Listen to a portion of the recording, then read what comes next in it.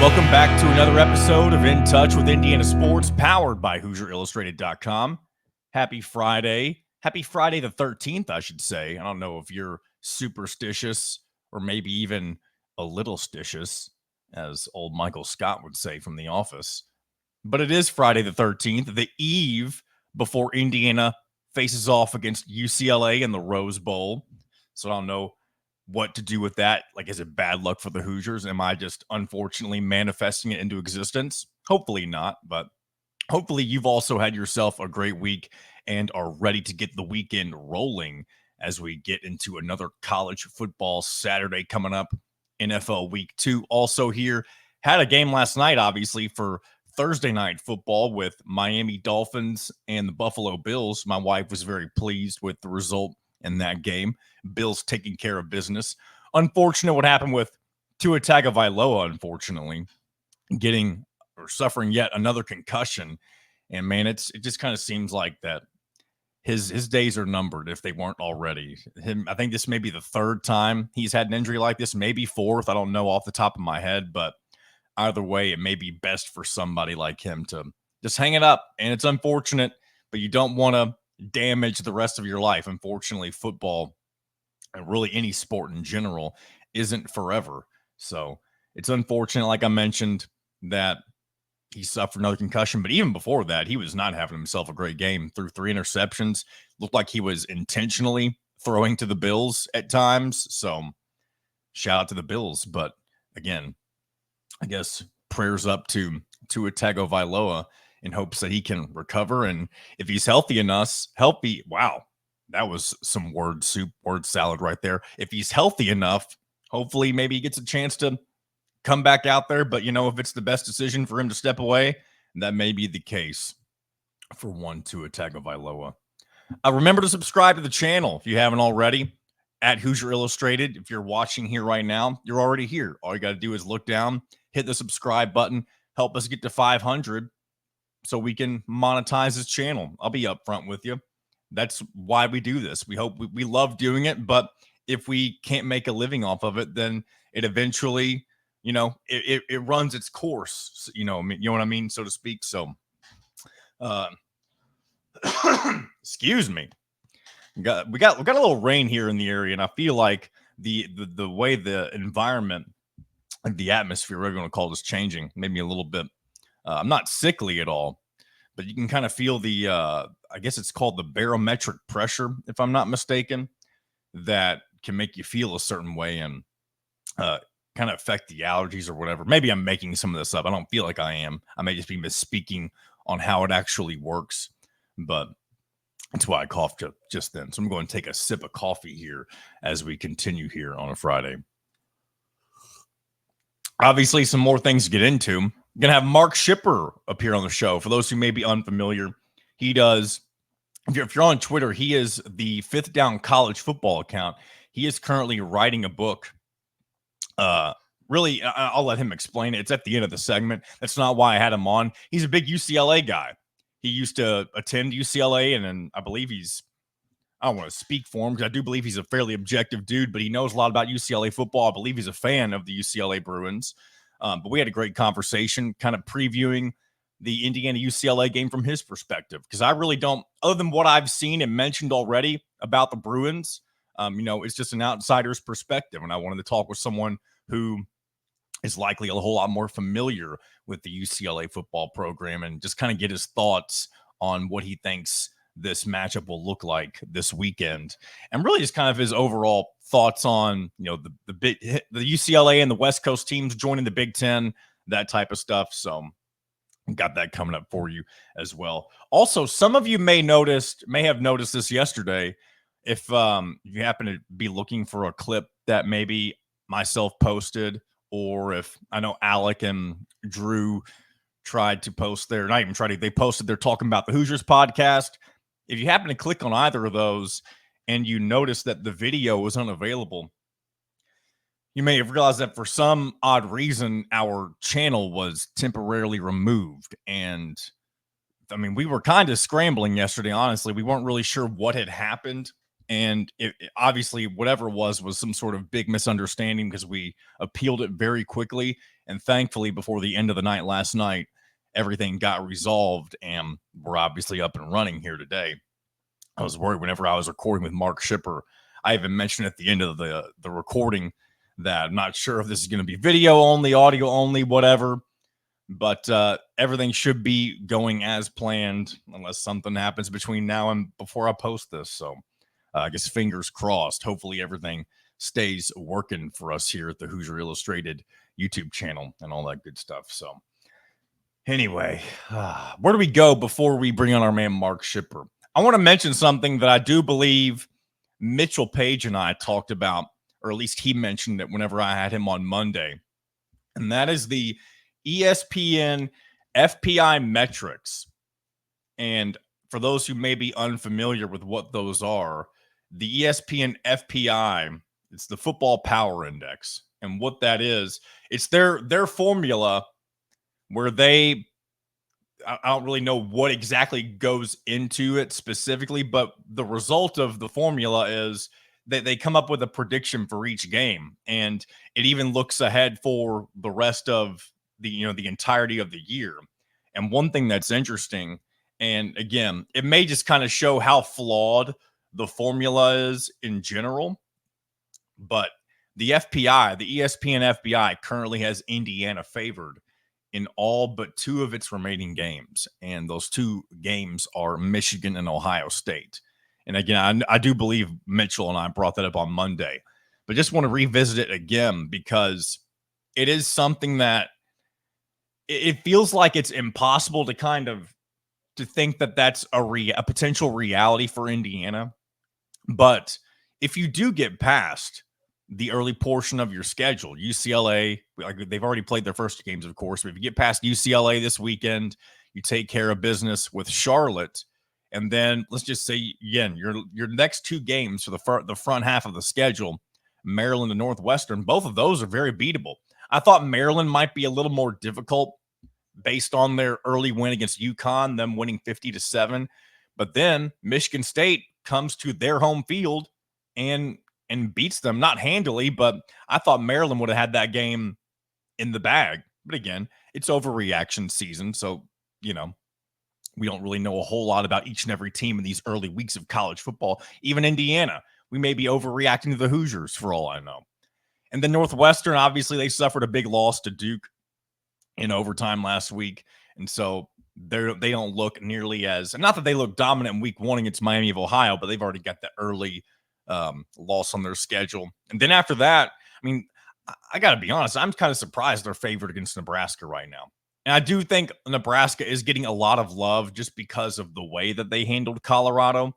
Maybe it doesn't speak to how good Nebraska actually is as a whole, because Colorado may stink. And I think until they prove otherwise, it's okay to think that they stink right now.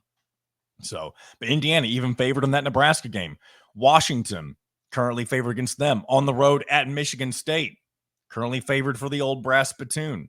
And then it comes those 2 games where you're not favored, Michigan and Ohio State, and then Purdue at the end of the season, you're favored.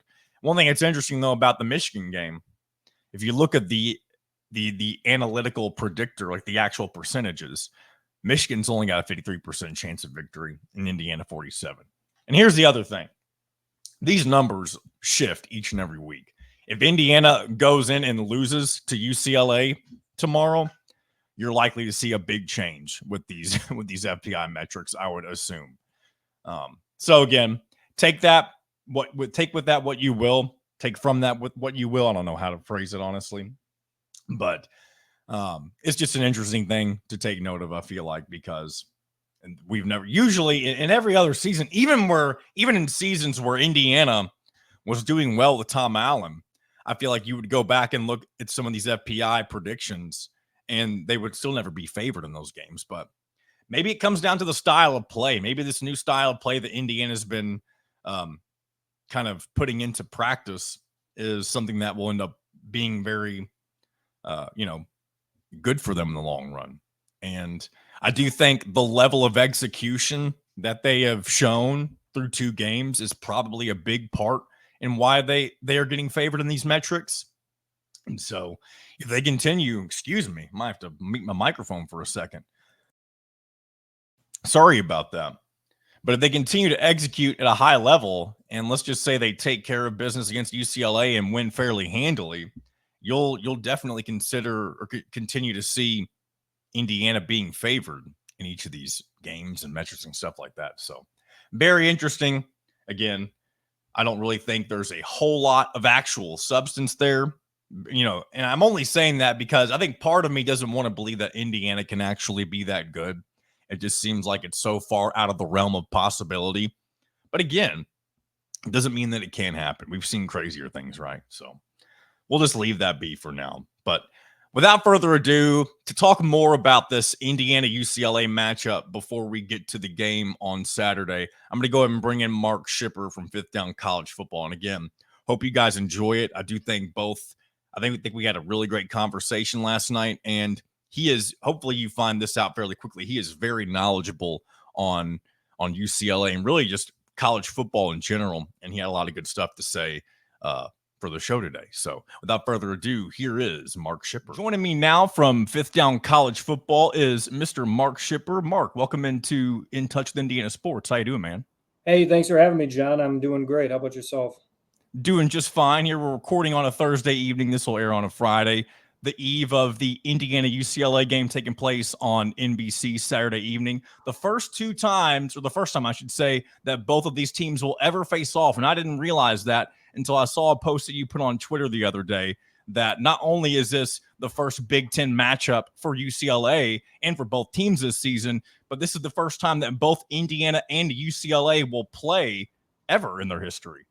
Yeah, I was a little bit surprised by that when I looked it up because UCLA, particularly in the 30s and 40s, when it was a young university and really using football to build up its school and its brand, it played a lot of intersectional games, and that went through the 50s and 60s. If that graphic you're talking about that I put up, UCLA has played a lot of Big Ten teams a lot of times, and not just in the Rose Bowl. They played them out of conference. So there's actually a pretty large body of work for UCLA against the Big Ten, but for whatever reason, UCLA and Indiana didn't play.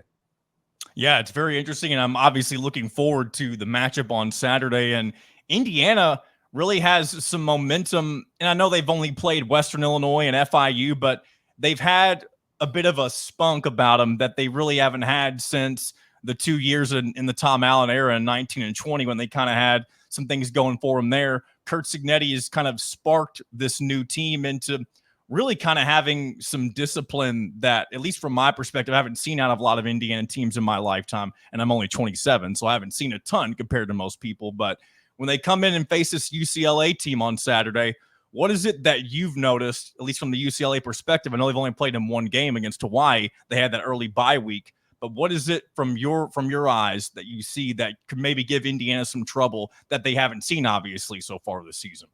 Yeah, the bye week is hilarious. You play a week 1 game, a week 0 game, and then you take a bye week 1. It's so weird. Or a week 1 game and a bye week 2, whatever it is. But the second week of your season and you're on a bye, the timing is bizarre. Particularly, I actually can't decide whether or not it's a good thing or a bad thing. We'll probably find out Saturday, which is the biggest jump a team often makes over the course of a season is between week 1 and week 2. And often after that week 1 game, you want to get right back on the practice field, fix your mistakes, and then test yourself again the next Saturday. So I'm not sure if this extra week of practice is going to be good for UCLA to rep what they want to do more and get sharper at it, or if they could have used another test in the interim and Indiana is going to come in sharp and UCLA is going to be sluggish again as they were against Hawaii. I guess with that game specifically, because I was able to see mainly the second half of that game because I saw the notification that they were kind of struggling with Hawaii at halftime. And so I wanted to see how the rest of the game was going to play out. And obviously they were able to get it done. But what do you think was the biggest issue for UCLA in that opening matchup? Yeah, and the second half was the good half. So you watched the good half of football, and it wasn't very good. UCLA is a total mystery right now. There's so much new blood on the roster and in the program. Brand new head coach, first-time head coach. Eric Bieniemy comes down from the NFL. He was called an offensive coordinator in the NFL, but I would not call him an especially experienced offensive coordinator. His time in college when he was back at Colorado and actually was an offensive coordinator for 2 years, they had the worst offense in the league. So we're not certain about his ability at the college level. Defensive coordinator was an in-house promotion. UCLA lost a great coordinator, D'Anton Lynn. USC, the big rival, came in and bought him up with a big contract and a housing offer, and so they took him away from UCLA. And the football program was really kind of a mess at the end of Chip Kelly's era. Chip is a great offensive coordinator in a lot of ways, but he's not a great head coach, and the program just kind of fell apart. So what UCLA is going to do well or not, I'm not certain. The offensive side of the ball is the better side for UCLA. They have the most experience there. They got a quarterback who's pretty good, and Ethan Garbers, who's coming back. They've got 3 returning wide receivers and a 4th, a Notre Dame transfer who's good. The running game was terrible against Hawaii, but they have 2 fairly talented backs in TJ Harden and Keegan Jones. And the offensive line is pretty good. There's some experience. There's some talented guys. So UCLA's offense could move the ball pretty well against Indiana's defense. They could score some points potentially. The side that I'd be worried about if I was on UCLA's coaching staff is Indiana's offense against UCLA's defense. The Hoosiers have looked sharp. I love their coach, Kurt Signetti, the Sig Man. 2 excellent offensive coordinators. Love the quarterback, MAC Player of the Year. Stable of running backs, good wide receivers, good offensive line. Maybe a little light on depth on the offensive line, but that's kind of the way I look at this overall. I want to ask you about Deshaun Foster, because obviously the first thing that people think of, I think right now when they think of Deshaun Foster, is the way that he kind of introduced himself at Big Ten Football Media Days. One of the more bizarre kind of introductions we've ever gotten from a head coach. And I know not everybody is comfortable behind a microphone, and that doesn't necessarily have to be indicative of how he is as a head coach. But sometimes that kind of demeanor can rub off on your players, and that timidity and that sort of a thing. Do you see his personality being an issue for UCLA football, or do you think that that's something that can be ignored in the long term? Yeah, it's something. It's not a very big deal, and it can be improved. He's a first-time head coach, and he hasn't been a coordinator either. He was a running backs coach, and so he's not used to standing in front of the microphone and speaking for a program in a university. He's really only had a couple of opportunities to do it. So I think he'll get better at that. He doesn't love speaking publicly, obviously, and in that Big Ten Media Day, he clearly just froze up. He didn't have prepared remarks, and he got stuck on UCLA being in Los Angeles, and he had a hard time breaking through for whatever reason. It was kind of a nightmare scenario as a public speaker. I do like how he kind of embraced it. I think it was maybe a few days later or a week later, he had the shirt on that said "We're in LA," and that was a pretty good, bounce back from that specifically. I feel like he took it. He did as best as he could with it. I thought that was funny too. And if you watch the rest of those Big Ten Media Days, he's totally competent and capable in one-on-one and smaller situations, talking with people. He's really a totally different guy. He's not so self-conscious about it. So he can say what's on his mind and say it clearly and make the points you want to make. So he's from a player perspective, like you're talking about a personality of a head coach rubbing off on a team. He's on a day-to-day basis and on the field totally different than he is behind a microphone. So I think those are kind of 2 different things, as awkward as that was for him. I think the joke, as you said, I think that pretty much wiped the slate clean from that little follow-up. I talked about this matchup in particular being really important for Indiana specifically, and the way that getting a win here could be kind of a doorstep into a really good season potentially, because they have a very favorable schedule the way that it lays out. How do you see this being when it comes to the level of importance for UCLA and the rest of their schedule ahead? Yeah, really important for UCLA. It's a big game for them. Some have them ranked the number 1 toughest schedule nationally. Others number 2. I haven't seen anyone who's had them below the top 5, anyone reputable. So they have one of the toughest schedules in the country. So the games that are going to be close, and this is Indiana's favored by 3, figure home field advantage, maybe 2. That means the experts have Indiana probably winning by about 5. That's a 1-score game. So this is one that UCLA would definitely want to win. I'm looking ahead. They go to LSU the week after that. Man. Then they get Oregon, Penn State. And then they'll have two more games that will be much more winnable in Minnesota and Rutgers, but neither of those are going to be easy games either. And then they close with a pretty brutal stretch, which is Nebraska, Iowa, Washington, USC, before closing with Fresno State to end the season. So big game for UCLA to win. If they lose this, I think any hope for a bowl season or really a winning season would make that a long shot if they lose this one. It's definitely interesting when you think about all of the West Coast schools and the amount of travel that they're going to have to do, not only over the course of this season, but really in seasons to come, as long as this is what the Big Ten continues to be like. Do you see it being a long-term positive for all these programs, or do you think it's going to end up taking its toll the more this goes on? I don't think it's going to be that big of a deal. I really don't. Road games are always difficult. Whether you're on the plane for a couple more hours or not doesn't make much difference. It may take a few cycles to get used to particular road trips. That's one thing about playing in a conference, in the same conference, is over the years you get hotels you like, you get service industry stuff you like, you become comfortable in road cities, and it becomes much more routine. And that's the kind of thing that football programs thrive on, is their routines, get in and out of their periods and their cycles and the things that they're doing, whether it's on the practice field or on road trips. These things are very regimented. So that could be difficult. But this year for UCLA, it's almost comical, really, the timing and how it worked out. It's the most miles, I think. Someone could have screwed this calculation up, but I doubt it. But it's the most miles any college football team has ever traveled. The fact that they played at Hawaii, and later in the year, they're going to have a game at Rutgers. So they're going from Hawaii to New Jersey, the far end of the Pacific Ocean, to the Atlantic coast.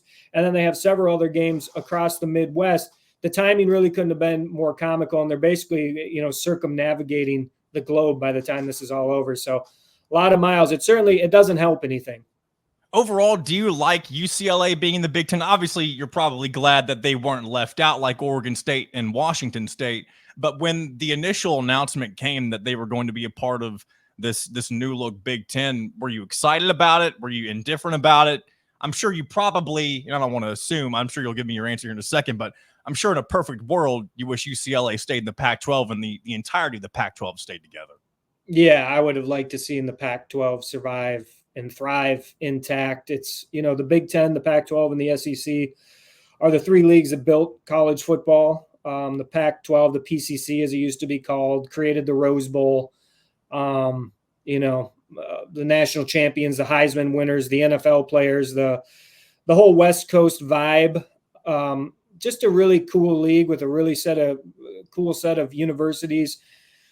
Extremely traditional, and they didn't have to die the way they did, which is what's really frustrating, is the chancellors and presidents and Larry Scott, the commissioner, all made so many mistakes. It's mind-boggling. So here's the thing. I was happy that UCLA made the right move for UCLA. They needed exposure. For people who don't know, UCLA's fallen off a little bit over the last, really in the kind of the 21st century. They've been kind of a middling football program. UCLA used to be a top 15 program most years and a top 10 program many other years. If you look at the all-time AP rankings right now, I think UCLA is still like 17th all-time, 17th most ranked AP program all-time. That was down at like 12 or 13 just not too many years ago. That's kind of how far they've fallen off. UCLA needs exposure. They need to play on TV in big games. People need to see the brand. They need to see the program, and UCLA needs the revenue for its athletic department. So the new interest in UCLA and the fact they get to go play these games against traditional Big Ten schools and Big Ten stadiums is extremely important. The other element to that is the PCC, Pac-10, Pac-12. That's all one thing. Just over time they changed, and the Big Ten have a long-standing partnership and relationship in college football. These two conferences have gone their own way by themselves many times, whether it be the Rose Bowl exclusive deal, whether it be television contracts in which they left the other conferences to sign their own deals, and the Big Ten, Pac-10 signed their own separate deals. And basically tied themselves together because they felt they had similar perspectives on academics, scholarships, football emphasis levels, and sort of what role football played at their schools, which was to facilitate a larger athletic department. Winning national titles outside of USC, really, in Oregon lately has not been an obsession. So as geographically bizarre as it is, the relationship between the two leagues actually makes a lot of philosophical sense. So I was okay with it, other than the kind of destruction of college football. Other than that. One last thing about the matchup specifically, I guess it's more about the environment. What do you expect from like a crowd, sort of the attendance and that type of stuff from this game on Saturday? Yeah, I'm really interested, actually, because attendance really fell off under Chip Kelly because of how he ran the program. He cut off UCLA's traditions, Bruin walk into the stadium. He didn't talk with fans. He didn't deal with fans. He didn't recruit. He didn't gin up any excitement. He basically said, if you want me somewhere, come tell me and I'll be there. And the moment that's over, I'll be gone. Wow. He had no interest in being a CEO and a face of a program in a university. He wants to call ball plays, and he wants to be out in the practice field with the guys. So there's virtues to that. But in this day and age of college football, you can't run a major football program that way. So Deshaun coming in, beloved former player. He was a great UCLA running back. He had a big pro career. NIL immediately quadrupled when Deshaun was hired. I don't know if that number is exactly right, but NIL blew up. Interest in the program blew up. And the fans have been saying, we'll be there to support Deshaun, at least at the beginning, before we know whether he's going to be a winner or a loser as a coach. Yeah. So I expect there to be a pretty good crowd. The temperature is not going to be too bad. It's supposed to be in the low 80s. For those who don't know, the Arroyo Seco, the canyon that the Rose Bowl is in the early part of the season, August, September, it can feel like a pizza oven in there. Wow. I mean, 95 degrees will feel like 120 degrees. It's oppressive. So, that keeps people away from the stadium early in the season. It really does. But the weather should be pretty good on Saturday. And, if Indiana brings some people out to be in the Rose Bowl, they haven't been there since 68, 67, 68. It could be a pretty good crowd, 70,000 people is possible, maybe more. So that's with the tarps down in the Rose Bowl, with the UCLA tarps in the end zones. It'll be pretty close to a full stadium. That's what I think could happen, but I haven't seen. I have reason to believe there will be a decent Indiana contingency, mainly for the novelty of, like you said, never being there since the 60s, and this being the first opportunity to go there in the with the new Big Ten and all that type of stuff. So I don't know the exact number, but I am aware that there are some groups that are getting together and kind of trying to plan things along the same lines with each other and making sure they're all there at the same time. So it wouldn't surprise me to see a decent amount of Indiana fans, especially with all the excitement that Signetti's been able to generate. And this is going to be their first opportunity to really show their stuff against a real opponent. So I'm excited to see what happens on Saturday. Yeah, I hope a good Indiana contingent turns out. The Rose Bowl's a really cool place to watch a game for a lot of reasons. And it would be fun to start the Big Ten conference run with with a rowdy crowd that was into the game. So I hope it happens.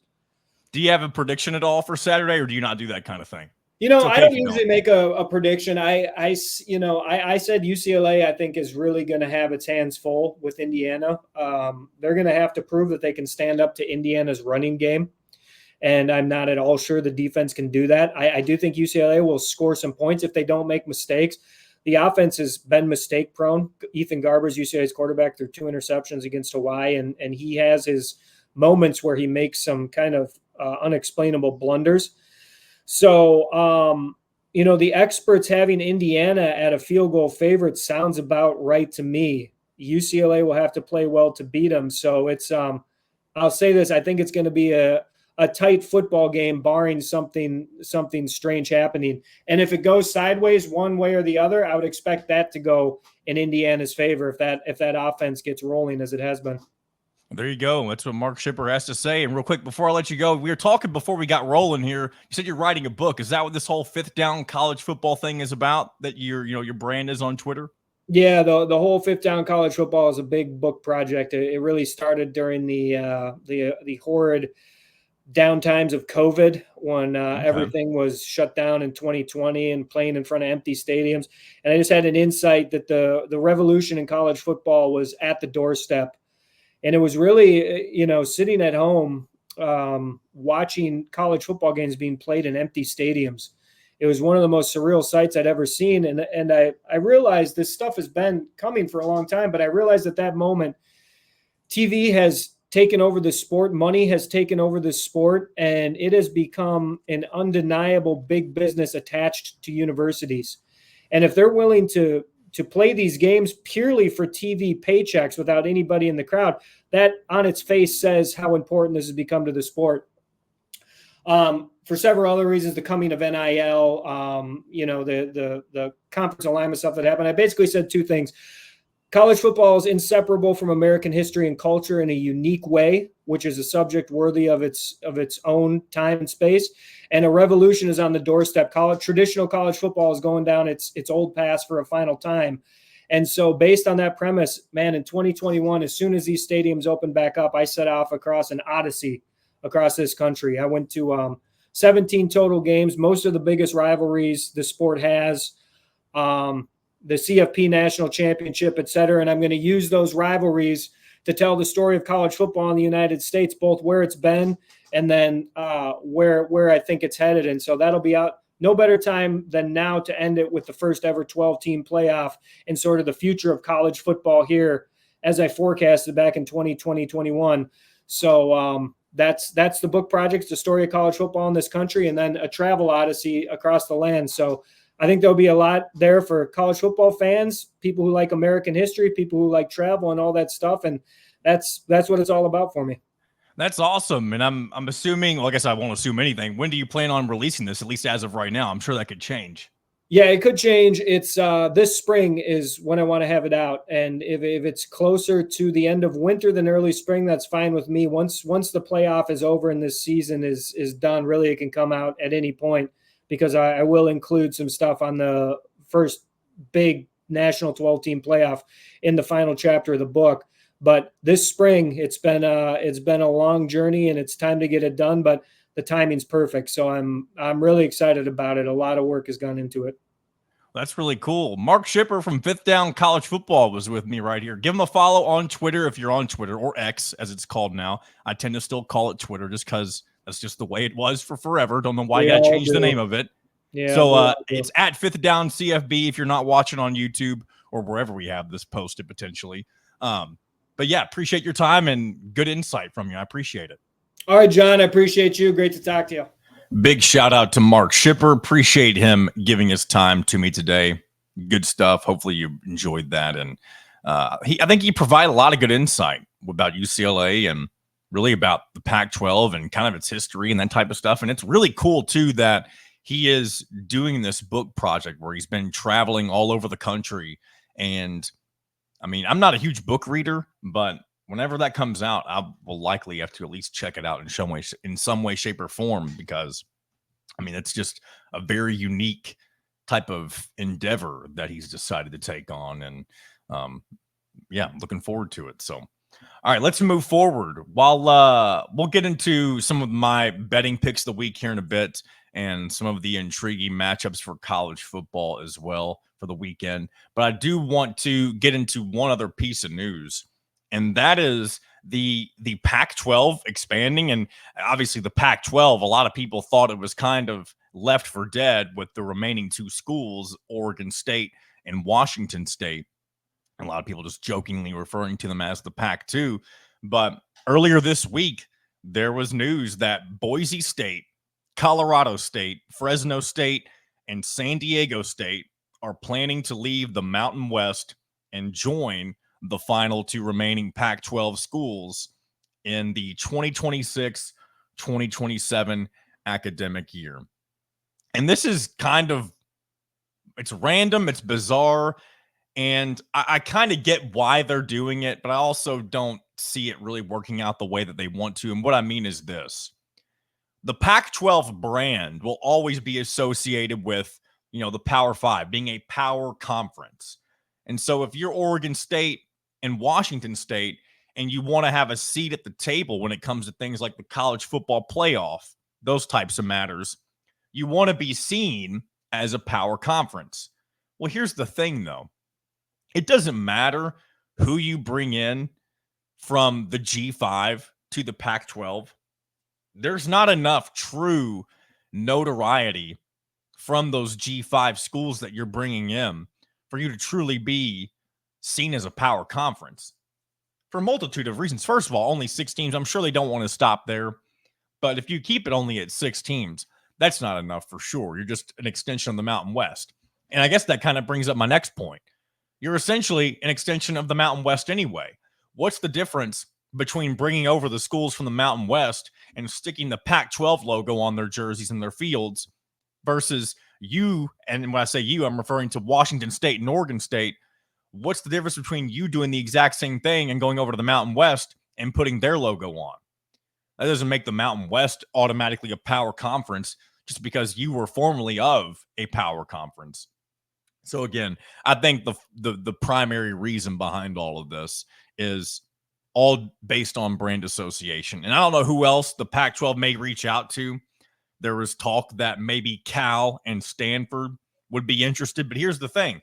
If I'm not mistaken, and again, I don't know all of the legalities with this, but all of the ACC teams, the reason that they can't leave is because of the grant of rights deal. And for those who don't know what the grant of rights deal is, this TV contract and all that stuff that they signed that was horrible years ago that had them stuck with their ESPN contracts through the early 2030s, I believe. That's why these ACC teams can't leave. And that's why you see Florida State and Clemson trying to sue the conference, whether it's justified or not, because they feel like they want to be able to leave for different opportunities in different conferences in the future, or even right now, I should say. And so I do believe, even though Cal and Stanford have just joined, I do believe that they are associated with that now as well. And if not, maybe they do have a doorway back into the Pac-12, because I'm sure if they had it their way, they would much rather not have to travel across the country for 80-85% of their games. Well, that may be a stretch, but whenever you go on a road game, whenever you go on the road for a road game, I should say, if you're not playing each other, as in Cal and Stanford, then you're traveling way out east. Or, I mean, I guess the other closest team would be SMU, but that's still not anywhere near as close as the other teams used to play formerly in the Pac-12. So it'll be interesting to see what comes of this. I really don't know if it's a good move for the Pac-12. I don't know. What I mean by that is I don't know that it's going to be, work for them in the long term. Maybe it will. Maybe it just helps them survive a little bit longer. But I don't see the difference between doing that and Oregon State and Washington State simply just moving over to the Mountain West. And maybe it's, again, I don't see it from this perspective just because I don't really think necessarily the same way, I guess, that maybe certain people do, but I don't get why not try to make the Mountain West a power conference, I guess is what I'm trying to say. Because not only in football, but in basketball too, they are a very well-respected G5 league. They are eons ahead of the Sun Belt, Conference USA, and even the MAC. They're kind of on that same level as the American Athletic Conference, and maybe even a step above that. And maybe if you're the Mountain West, and again, maybe it's too late for this now, I wouldn't have been shocked if before this became news, if the Mountain West tried to kind of maybe bring along the American Athletic Conference and the remaining 2 Pac-12 schools, and then themselves maybe not officially become known as a Power 5 league, but you would be kind of in a tier of your own. You wouldn't be as bad as the G5. You would kind of be the best of the G5 and then some. So again, maybe you wouldn't get a seat at the table with that, but it feels like it would have been a better scenario than what they're doing now, because not only is the Pac-12 gutting the Mountain West, like you're making the Mountain West smaller. The Pac-12 is still not really large enough to be a major conference at all. And then you still have the American Athletic Conference just kind of sitting there over on the side. So who knows? The Pac-12 is desperate, and I'm sure they don't want to lose their Pac-12 branding. I'm sure that's really what it comes down to. So I'll just leave it at that. Just wanted to share my thoughts on things that are going on in that realm of the college football landscape. So I guess let's go ahead and get into it now. I'm going to go ahead and share some of my betting picks for the week. We did pretty decent last week if you decided to tail me, and if not, I don't blame you. Why would you listen to a 27-year-old on YouTube telling you what to bet on college football? If you do and we win, kudos to you. But if you don't, you're probably making the better move. But you know what? I enjoy a little college football betting here and again, and so I'm going to share my picks with you just to add to the fun, I guess. So sip of coffee, and then we'll get into it. Do not like the scratchy throat. I do feel like it could be much worse, but it is a little irritating. I'll say that. But let me go ahead and share some of my picks for the week. I'm going to go ahead and start with something that may be obvious based on things I've already said about the Indiana UCLA game. But I already took Indiana minus 2.5. Took that earlier in the week. I think Indiana, I don't want to say will absolutely dominate the Bruins because, again, it is a small sample size that we got from them against Hawaii. But I think it's enough based on, especially when it comes to execution that Indiana has done. I don't see them being intimidated by a road environment at all, even if it is in a place like the Rose Bowl. I think Cignetti's going to have the team, and probably does already have the team, locked in and seeing this as a business trip. So I hope I'm betting with my head on this more so than my heart. I do, obviously, whenever it comes to, being a fan of the Hoosiers, there's that element to it. But I have refused to bet on the Hoosiers to cover in the first 2 weeks just because I had a lot of questions on what they would actually look like. But this week I am taking Indiana to cover minus 2.5. I do think that line has moved up to maybe 3.5. Even if that were the case, I'd still take it because I see Indiana winning this game by double digits, and maybe I'll eat crow for that on Monday. I hope that's not the case, but we'll see.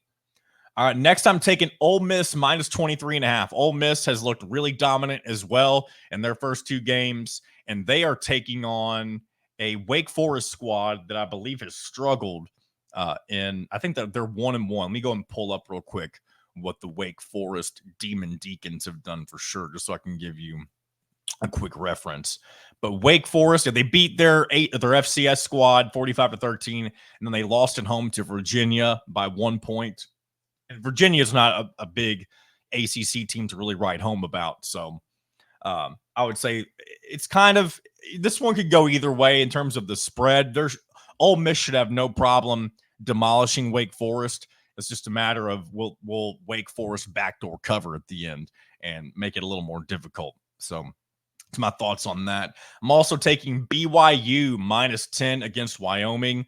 I know Wyoming is 0-2 on the year, and BYU got a pretty big win, relative to BYU. And there we go, in week 2. So they beat Southern Illinois 41-13, and they beat SMU on the road last week by 3, where they were underdogs, I believe. And Wyoming, while historically has been a good program, again, they're not off to a great start. They got smashed by Arizona State, who may be one of the worst teams in the Big 12 potentially, lost 48-7. And then they also lost to FCS Idaho. And I know that Idaho team gave Oregon some fits, but again, it's still the FCS level. So I'm taking BYU to cover all day in this one. And if you want to add a 4th leg, I'm not going to add, and I'm talking about parlay. You can bet all these separately if you want. I did parlay all 3 of those together. But if you want to add a 4th leg, I may do a separate bet with this because I didn't, for some reason, I must have skipped over looking at this game for whatever reason whenever I was putting together my initial parlay. But this last one that I'm going to mention is UGA, Georgia, minus 22 against Kentucky. I don't know if any of you all saw any of what Kentucky did last week against South Carolina at home, but they looked completely out of their element, if that makes sense. They lost 31-6. Their quarterback, Brock Vandegrift, looked like he didn't know what planet he was on. And he's also going against his former team in Georgia as UGA comes to Kentucky to take them on. And again, Kentucky could make this, I don't want to say close, but it isn't. Again, you think about SEC conference games, and there's going to be times where Georgia probably doesn't live up to expectations. But until I see that, I'm not going to doubt it. And Georgia has taken care of business so far this year, being the number 1 team in the country. And I think they should easily cover minus 22 against Kentucky. So throw that one in there as well if you like. And we'll see. We'll ride it out together, or you'll fade me together. And cheers. All right. A few more matchups that we can look at, though, that I'm interested in just in terms of, for the viewing pleasure of it. We'll go through the Big Ten as well as some of the top 25. Let's start with the Big Ten, shall we? Because other than Indiana, UCLA, there are some other intriguing matchups going on throughout the conference. First one being number 4, Alabama at Wisconsin. Alabama struggled a little bit last week with South Florida before finally putting them away in the fourth quarter. If you looked at the score and then watch any of the game, you would probably think that Alabama didn't have that much trouble with USF, but it was a fairly close game for really 75% of that matchup. And Alabama going on the road, it's very weird to see an SEC team go up to a Big Ten school and play on the road. And I know we saw Texas do it last week with Michigan, but because Texas is just now in that conference, it seems less weird, and that game would have happened regardless of whether or not Texas was a part of the SEC this year, because he was already on the schedule. But seeing Alabama going up and playing Wisconsin, Alabama is favored by 16. I do think they should probably take care of business, but you never know. Crazier things have happened, right? So we'll see what happens in that one at noon on Fox. And then Arkansas State takes on Michigan. Michigan looking to rebound after their loss to Texas. Again, nothing super intriguing there specifically other than, Michigan's going to want to look dominant after coming off an abysmal performance against Texas. And then Illinois takes on Central Michigan straight off the heels of their big win over Kansas. Illinois should have no trouble with Central Michigan. FIU absolutely decimated Central Michigan earlier in the college football slate. And obviously we know Indiana decimated FIU. So if we're doing the, what do they call it? The transitive property, that could be wrong. I know it's something along those lines. Then Illinois should have no problem taking care of the Central Michigan Chippewas. And then I guess we'll go and mention both of these games real quick. Oregon and Oregon State and Washington State facing each other. Obviously, both of them out of conference, former conference rivals in the Pac-12. Both of them getting to face off, or I should say all four of them getting to face off. And it'll be interesting. Again, it's weird. These games are usually played at the end of the year. You have the Civil War and the Apple Cup. I believe the Civil War is Oregon, and then Apple Cup is Washington and Washington State. But this is really just a battle of the big and little brothers, right? Because both of the major schools that are a part of the Big Ten will be favored and are favored. Oregon is on the road at Oregon State, and Oregon State did have a decent couple of years last year before Jonathan Smith moved on to Michigan State. But either way, we've seen Oregon struggle, though. I should mention that. Oregon has not looked dominant in either of their two performances to start off the season. So if Oregon State gives Oregon some fits, I don't think we should be really all that surprised by that now that I really think about it. Washington State, on the other hand, don't know a whole lot about how that matchup should play out. Washington is favored by 4.5. Washington has played 2 cupcakes so far. So I guess this is really kind of like Indiana. This will be your first look at seeing how good the Huskies might actually be. Apologies for that little blip. For some reason, I was removed from my StreamYard studio, and I'm back. And thankfully, I didn't lose everything. I was a little worried that the recording was going to stop. But we're back, and I was getting into, hopefully you all heard everything I had to say about Oregon and Oregon State and Washington State. Just in case for some reason it was not recorded at that time, I will just give the short version of both.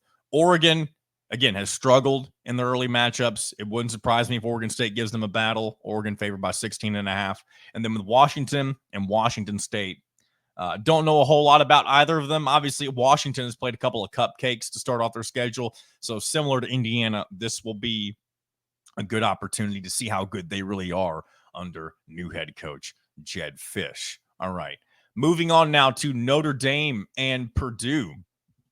Obviously, Notre Dame coming off the heels of a very unexpected loss to the Northern Illinois Huskies of the Mid-American Conference. They are going on the road to face Purdue in Ross-Ade Stadium. And a lot of people kind of writing off Purdue for some reason in this game. And not that Purdue should win this. I'm not saying they should. But based off one game that we've seen, and again, with the early bye week, it's kind of odd that we have these week 2 bye weeks, as we mentioned before. But all we've seen from Purdue is a solid performance against Indiana State, and Hudson Card tied that college football quarterback record where he went 24 for 25. And again, maybe Purdue has a good offense. I mean, on paper, right? Purdue should be better than a MAC team. But maybe Northern Illinois is not your stereotypical MAC team, obviously. We'll have to wait and see how the season plays out. But there's no reason Purdue shouldn't at least think that they have a fighting chance in this game. So obviously, though, Notre Dame's going to want to rebound and look a whole lot better, especially if they want to have a shot at the college football playoff still. And obviously, with that loss to Northern Illinois, that really damages their chances. I do still believe that Notre Dame can go 11-1 and find themselves in the playoff, depending on what happens with some other teams, of course. Obviously, Notre Dame cannot get in by winning a conference because they aren't a part of one. But Notre Dame, if they go 11-1, that would include wins over Louisville, Florida State, and maybe that Florida State win wouldn't mean a whole lot considering Florida State has looked like garbage through 2 weeks, but nonetheless. And then also if you beat USC to round out the season on the road, I believe that would look good for the Fighting Irish as well if USC continues to have a good season. And I guess the same goes for Louisville. Really, all of it is relative to how good these teams actually end up being when everything is all said and done. But Notre Dame is favored in this game by 9.5 points. That's probably pretty close to where I expect the score to be. Again, I'm not betting on this game, but it also wouldn't surprise me if Purdue has the ability to pull off the upset. Next up, we've got Prairie View A&M taking on Michigan State. Again, there's not even a spread on this one. This is one of those games that I'm sure Michigan State should be able to handle fairly easily. An FCS opponent. Again, we've seen crazy things happen before, but I don't believe one will happen this week in East Lansing, Michigan. Next up, we've got Nevada at Minnesota. Minnesota still trying to pick up momentum from their early loss to North Carolina in week 1, or was it week 0? I think it was week 1. They were one of the midweek games during week 1. They did rebound with a decent, I shouldn't say decent. They handled business against Rhode Island last week. And today they will take on a Nevada team that I don't believe is expected to make a whole lot of noise in the Mountain West this year. Minnesota is favored by 17.5. That may be too many points potentially. If Minnesota can take another step forward with their offense, maybe they can cover that spread. But regardless, Minnesota should still win this at home and send the Wolfpack packing, I should say, all the way back to their home in Nevada. All right, moving on. Troy and Iowa. Iowa at home. Iowa, unfortunately, took that terrible loss. I say terrible. It's not terrible like this type of loss that you have in when it comes to like the team that you lost to, but horrible in the fact that you lost to a rival that you have really been dominating over the last several years in the rivalry's history in Iowa State. And you lose at home. It's just unfortunate, especially when I bet on them last week. That's really the reason I'm upset about it, I guess. They're taking on an 0-2 Troy team. Iowa favored by -23. I guess really the storyline all season for Iowa, or especially in the early going, is can they take a step forward in their offense? Because that's really been the one thing missing from Iowa and them having even more successful years than they already have. Because Iowa's always been good. They always win. That they're one of the most consistent programs in the Big Ten Conference. But their weird style of play and the fact that they struggle so much to get into the end zone is so strange. Because you know what it reminds me of? It's kind of the exact opposite of what Indiana was whenever Kevin Wilson was the head coach. Because those offenses could get up and down the field against anybody. Didn't matter who they were playing against. But their defense was horrendous on almost every level. That's why you saw them losing to Ohio State 52-49. So imagine, move this back to Iowa now. Imagine what Iowa would be able to do if they just had a decent offense. They don't have to have the most prolific offense in the United States of America. They just need to be 2/3 of of what they already are, if that makes sense. I don't know. That may have been a horrible way to phrase it. They need to be, again, maybe I'll just move on from that analogy before I get myself into something that makes absolutely no sense. And I'll just try to explain it a different way. If Iowa was even a little bit better at what they did on offense, they would maybe be one of the best teams in the Big Ten each and every year. And they're already really in that second tier when it comes to, consistently good in the conference.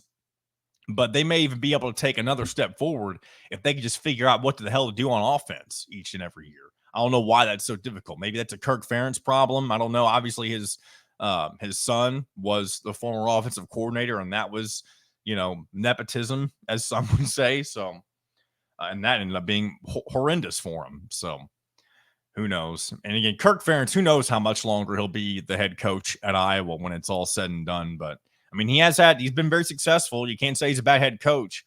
He just has some pretty terrible offenses. Again, I don't know if betting the under is the move here necessarily. It's kind of tough whenever I don't know a whole lot about Troy. I know they're 0-2. I know that much.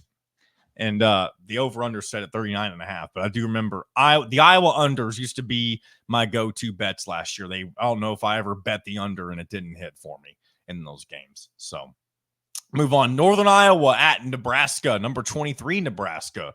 And obviously not a whole lot to talk about with Northern Iowa, but this will just be an opportunity for the Nebraska Cornhuskers to really just continue to execute. Really, they're Indiana and Nebraska kind of in similar positions. And maybe I'm only saying that because I keep talking about the potential matchup that they could have if they collide when they're undefeated midway through the season. But Nebraska just needs to continue to execute against inferior opponents, which is something that they have struggled to do throughout the last several years, including the first year with Matt Rule, but even more so when Scott Frost was the head coach. So if Nebraska can take care of business as they should, then that's another, step in the right direction for their program. Obviously, we've talked a lot about Indiana and UCLA. Don't have much more to add to that. Eastern Illinois at Northwestern. Northwestern simply just needs to bounce back.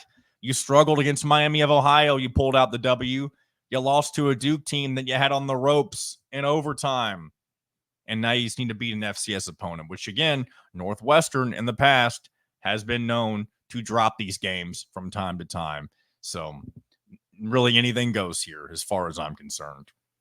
And then finally, the nightcap of the Big Ten this week. No late games, no Pac-12 after dark style games, or I guess we should call it Big Ten after dark games now.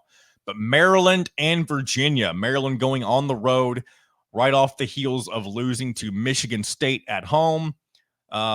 Maryland is favored by 2.5. Even though they do have the loss and Virginia does not, I do think Maryland probably has the better team just when it comes. And I'm really basing that off of, their programs historically. So maybe that's not really a good metric to go off of. But when you also think about the fact that Maryland will probably have that extra motivation coming off of the type of loss that they had to Michigan State, that's kind of what I'm basing, I guess, my decision off of with this game. Not betting on it, of course, but if I am making a prediction with it, I would predict Maryland to find a way to come out on top. So I think that about wraps it up. I guess, hold on. I did mention I was going to say some top 25 matchups. I don't want to leave those in the dark. We do have one tonight, by the way. Number 20, Arizona at number 14, Kansas State on Fox. It's a Big 12 matchup that, again, used to not be a Big 12 matchup. Arizona moving over from the Pac-12. And it's weird to see Kansas State at number 14, by the way, in the rankings. Don't have a whole lot to say about that game. Just wanted to mention that is the Friday night game for college football this week. What else intriguing-wise? Here we go. Number 24, Boston College at number 6, Missouri. Again, Boston College really getting that ranking based off the fact that they think that Florida State win could be an actual decent win. And only time will tell on how good Florida State actually is.